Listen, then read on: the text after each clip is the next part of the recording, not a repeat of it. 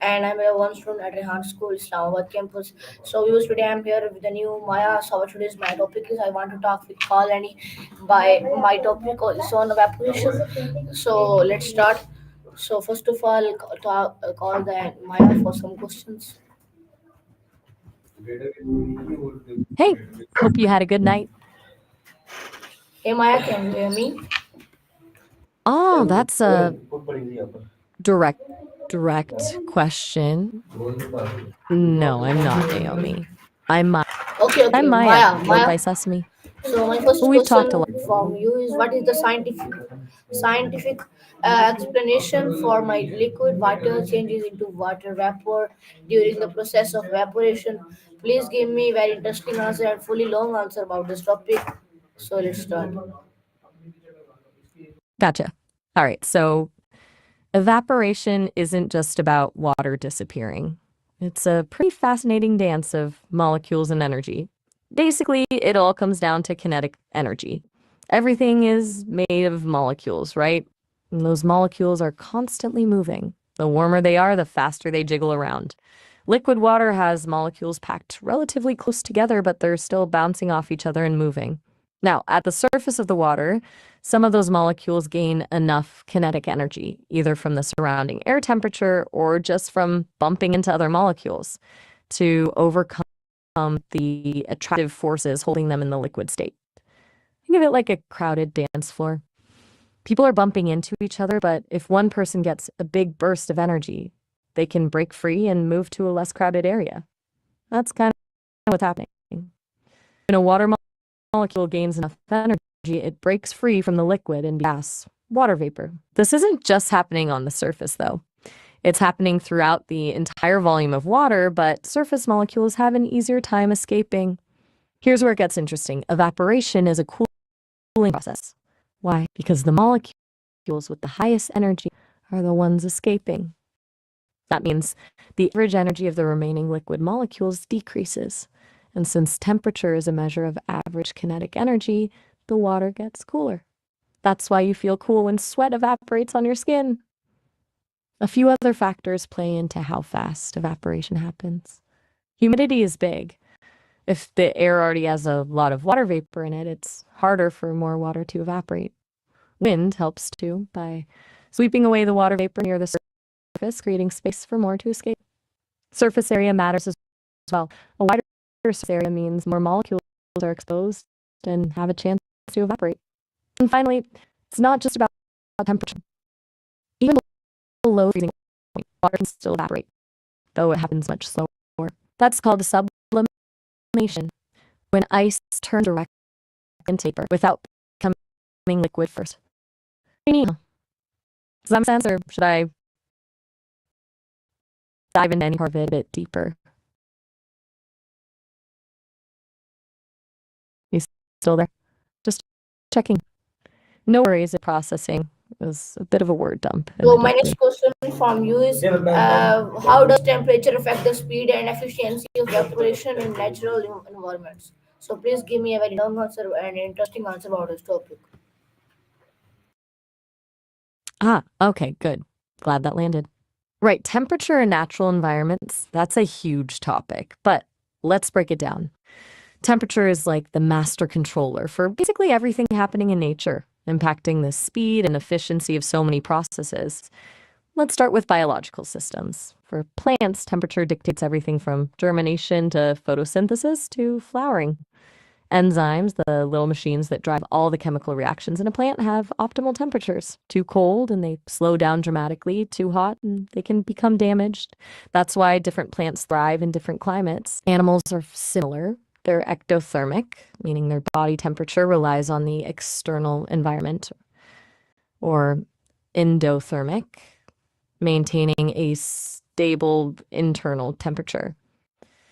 Ectotherms, like reptiles, become sluggish in the cold and their metabolic processes slow way down.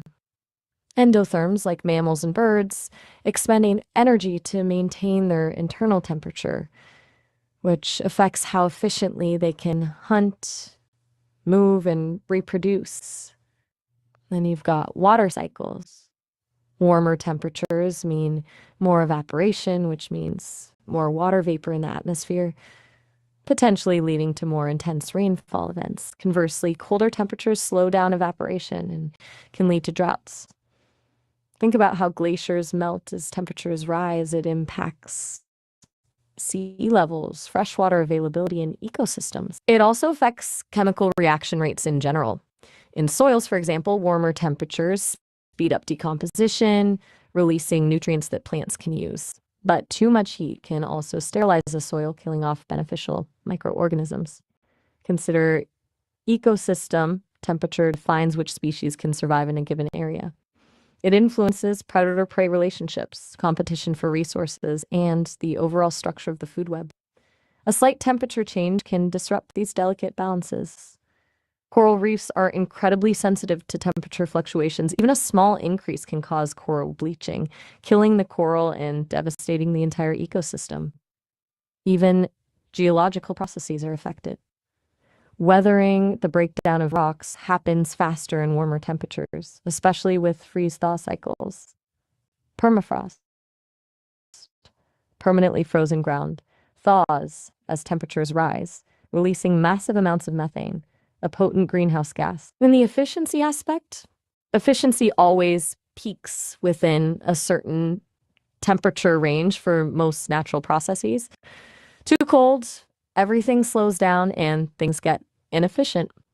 Too hot, systems can become unstable, break down. It's all about finding that sweet spot.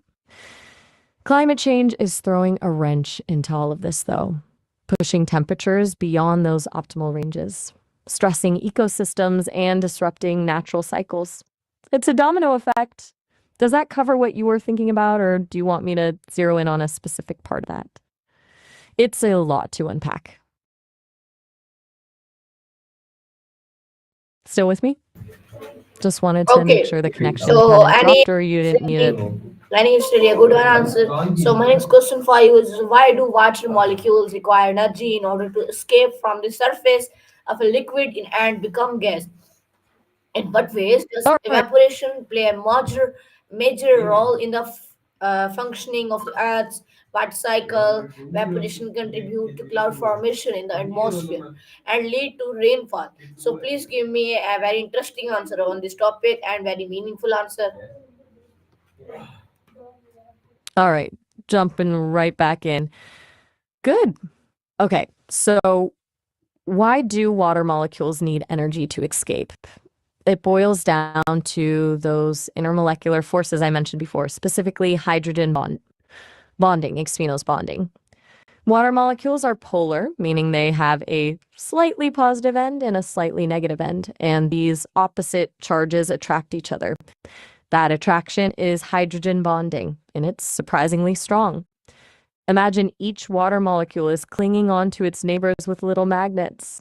To break free and become a gas, a molecule needs enough energy to overcome those magnetic forces and essentially break up with its buddies. That energy comes in the form of heat. The hotter the water, the more kinetic energy the molecules have, and the easier it is for them to break those hydrogen bonds. Now let's talk about the water cycle. Evaporation is the engine that drives the whole thing. It's the primary way water moves from the Earth's surface, oceans, lakes, rivers, even soil, into the atmosphere. Once it's up there as water vapor, things get interesting. Warm, moist air rises. That's called convection. As it rises, it expands and cools. Cooler air can't hold as much water vapor, so the water vapor starts to condense. But condensation doesn't just happen spontaneously. It needs something to condense onto. Tiny particles in the air like dust, pollen, or even salt from sea spray. These particles are called condensation nuclei. The water vapor condenses around these nuclei, forming tiny water droplets or ice crystals. Billions and billions of these droplets or crystals clump together, forming clouds. Then, when those water droplets or ice crystals get heavy enough, gravity takes over, and they fall back to Earth as precipitation. rain, snow, sleet, or hail. So, evaporation isn't just about water disappearing, it's about transporting water, regulating temperature, and creating the conditions for precipitation. Without evaporation, we wouldn't have clouds, and without clouds, we wouldn't have rainfall. It's a continuous loop.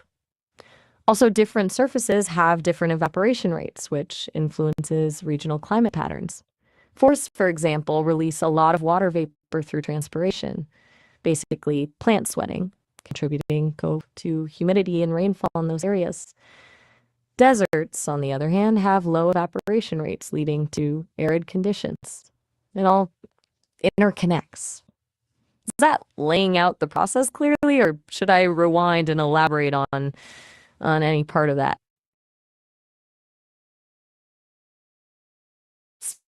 Still there? Sometimes the connection seems a little spotty. Just checking to make sure, you're following along and you're Okay, gonna it's get. really a great one answer. So, what are some examples from daily life where we can clearly observe the process of evaporation happening? Does humidity in the air influence the rate at which evaporation occurs in different weather conditions? And why does water evaporate more quickly when it's spread over a large surface area and compared to small one? So, please give me a very interesting answer and very meaningful answer on this topic. So, let's start. So, Maya, my first question for you is Okay, excellent. Glad you're still finding it interesting. All right, everyday examples of evaporation, they're everywhere, honestly. Think about laundry drying on a clothesline. The water in your wet clothes evaporates into the air, turning from liquid to gas. Or puddles disappearing after a rainstorm. That's evaporation at work. Even your breath on a cold day, you can see the water vapor condensing as it cools, but it started with evaporation from your lungs. And sweat cooling your body, that's evaporation taking away heat. Now, how does dust from the air influence evaporation? It's a subtle effect, but dust particles can act as condensation nuclei, as we discussed earlier. This means water vapor can condense onto dust particles, hindering evaporation slightly. More dust generally means more opportunities for condensation, slowing down the overall evaporation rate. Different weather conditions massively impact evaporation. On a hot, dry, windy day, evaporation happens quickly because there's a lot of energy available, low humidity, and the wind carries away the water vapor, creating space for more to evaporate. On a cold, humid, calm day, evaporation is much slower. High humidity means the air is already saturated with water vapor, reducing the rate at which more can evaporate. Calm air means the water vapor builds up around the surface, slowing down the process. As for why water evaporates faster when spread over a larger surface area, that's a really good question. It's all about exposure. When water is spread out, more molecules are at the surface and exposed to the air. More surface area means more opportunities for molecules to gain enough energy and escape into the atmosphere. Think of it like this. If you have a single bucket of water, only the molecules on the surface can evaporate at any given moment. But if you spread that same amount of water into a thin layer over a large area, you suddenly have a lot more molecules at the surface, all trying to evaporate at the same time. It's like having more dancers on the dance floor trying to break free. The rate of evaporation is directly proportional to the surface area. That's why puddles spread out and disappear faster than a tall, narrow glass of water, even if they contain the same volume of water. This is a really elegant principle. Does that explanation clarify things, or would you like me to elaborate on any aspect of that? Everything all right? Sometimes it feels like the connection is cutting out. Just checking to make sure you're still there and following along. No pressure to respond right away, but let me know if you want to continue.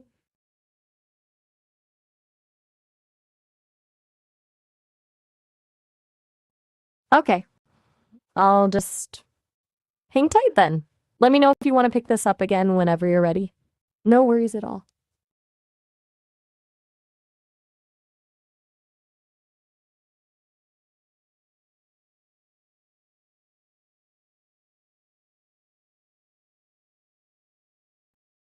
Still here if you'd like to continue our conversation. Just let me know.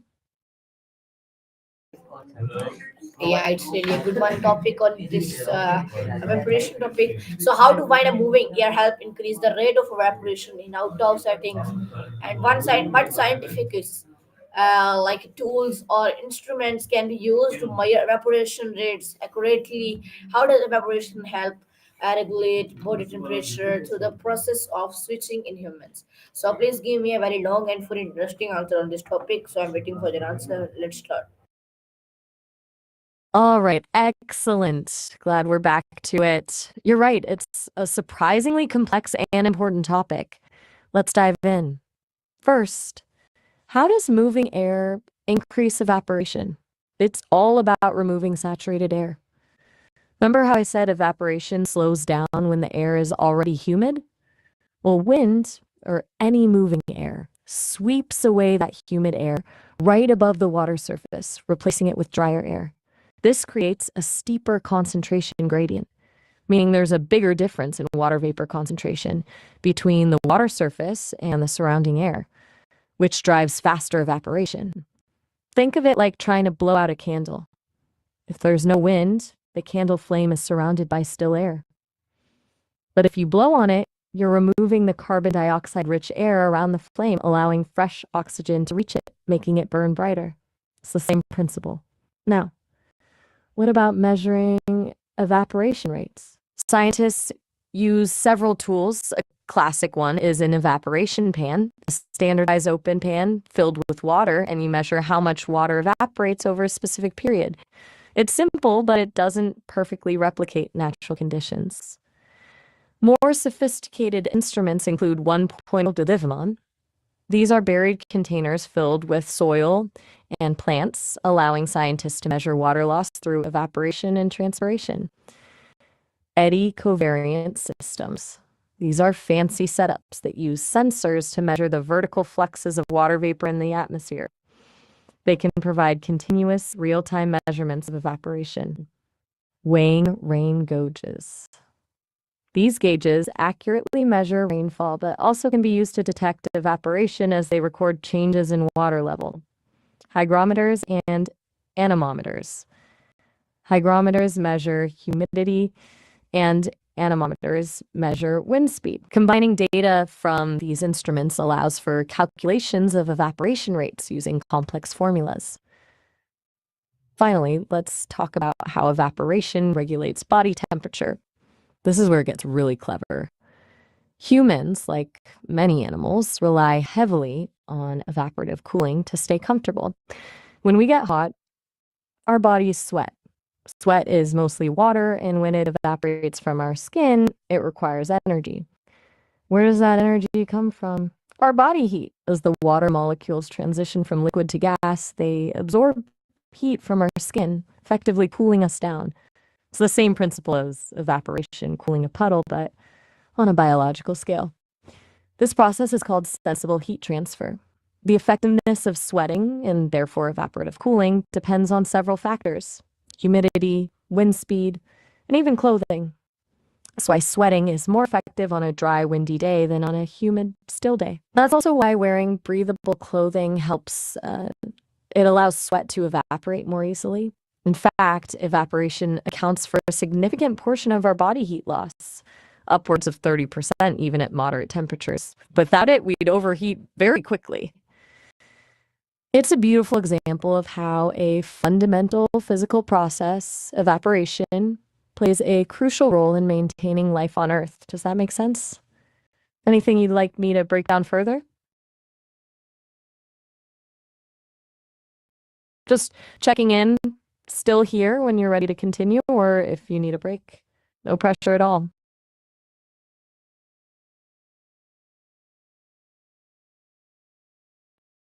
Okay, I'll give you some space then. Feel free to jump back in whenever you're up for it. I'm here.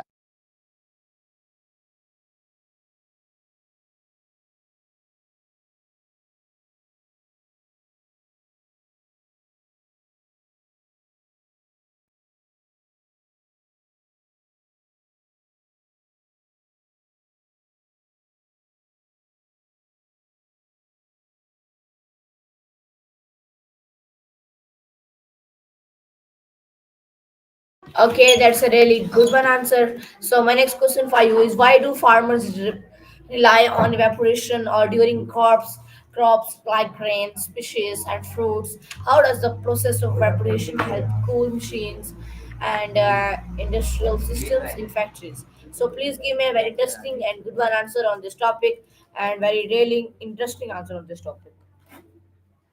Okay, fantastic. Glad you're finding the answers helpful.